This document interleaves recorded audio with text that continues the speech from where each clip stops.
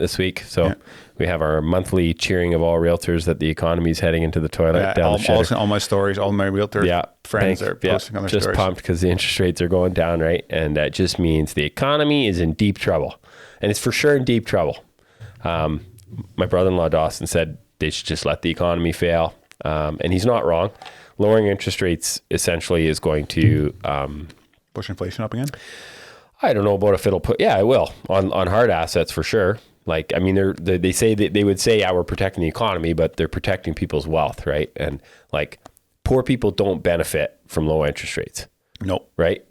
Rich people do. People that have lots of assets, lots of debt, lots of, so I find it interesting. I have always said that we need to just go through a really hard season. Do you think this decision by the Bank of Canada is at all politically motivated? It's for sure politically motivated, but are they supposed to be neutral? They are, but I mean, it's very connected. Like, it's very connected. I mean, and it's embarrassing. One thing, and this is just, it drives me bonkers, in all levels of government, but like the fact that our finance minister in Canada is like literally yesterday was posting and bragging about how we're cutting interest rates the fastest. It shows you how out of touch with economics and finance she is. It's embarrassing that she is the finance minister. I mean, the fact that we are having half, like they're considered jumbo rate cuts, means that our economy is in horrible shape. And the factor is that even if you look at our municipal people that pay taxes in the city, like those, it's going up at a very steep rate, right? And we're getting taxed to death. So I don't know. I find it interesting. I find it interesting that we have crown corporations with 55,000 employees that are striking when we're in this environment where most people are like struggling to get by. I think Canada is in such bad shape. I mean, even compared to all the G7 countries. Well, that's what she was bragging about, that we were the quickest in the G7 countries. I'm like, do you realize how detrimental this is? So, I mean... Reminds me, I went to Jordan Peterson's talk a year ago when he was in Abbotsford.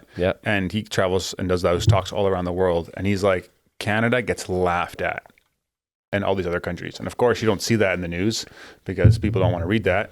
And a lot of people probably don't read foreign news. Like even I don't really follow. Like, exactly. So you don't see it on local news stuff like that. But like it's Trudeau and that government the last 10 years has done a number on the country. And it's going to take... if someone else takes over, I don't know how a long time to recover from a lot of these things. Yeah.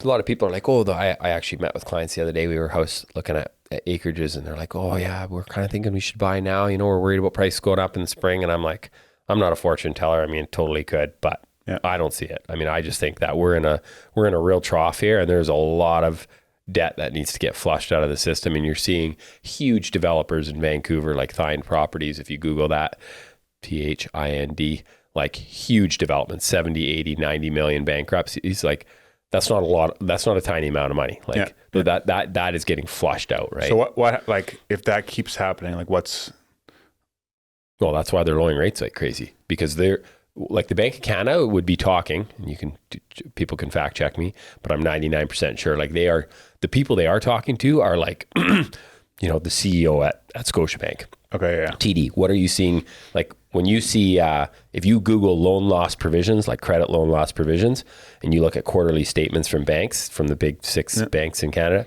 they have like the last quarters, they've been $1 billion a quarter. And that's basically the amount of money they have set aside. A loan loss provision is like money set aside for people that can't pay their mortgage and they're going into foreclosure. So you're seeing that building. And I just think, hey, how does this play out? There's probably opportunity somewhere in it. I just think that people that are cheering, I just hate the idea of cheering interest rate cuts because I'm thinking, it's good for me too. I got lots of debt too, but it's... What I find interesting is that how much even the conversation of this puts fear into people. Does it? Yeah, I think a lot of people are just like, they protect their money with everything, just like Bitcoin going over 100,000 is like everyone just like is on top of the moon and like, but it just shows our amount of safety where we our find. attention is. Yeah, but all the amount of safety we find in money, which is, like reminds of that proverb we talked about like 6 months ago of like, it's just it's a fake, not an imaginary safety that we don't actually have. And just keep going back to God always saying, fear not, for I am with you. Like and really, I think the problem with Canada is that we had becoming a housing economy, and really, like, house is just meant to be a place to live. Obviously, over time, if you owned it and you paid it off, like in my parents' generation, where it went up maybe double over 20 years. Yeah. Kind of makes sense. But when it's going up double in 36 months because the government puts interest rates to zero and shuts down the entire economy, that's just not going to end well, right? And now it's not ending well. Yeah. So on that note, we're going to go to overtime and hear a crass story by Gary. No crass stories. What was it? What you said you could share it in overtime? No. No, you're not going to anymore. No, I don't think. Well, maybe. I'll see how I feel in 3 minutes from now in overtime. Have a great week, guys. Cheers. Hey guys, if you enjoyed that episode and were blessed by it, would you be willing to support the show? That would help a lot in creating more content, improving the quality of the content, putting the production value, getting more guests on, and me being able to spend more time and energy towards it. So if you're interested in doing that, you can click up here and it'll take you to a support page. But you can also subscribe to the podcast by clicking over here and doing that. Thanks again for listening, and I'll catch you on the next one.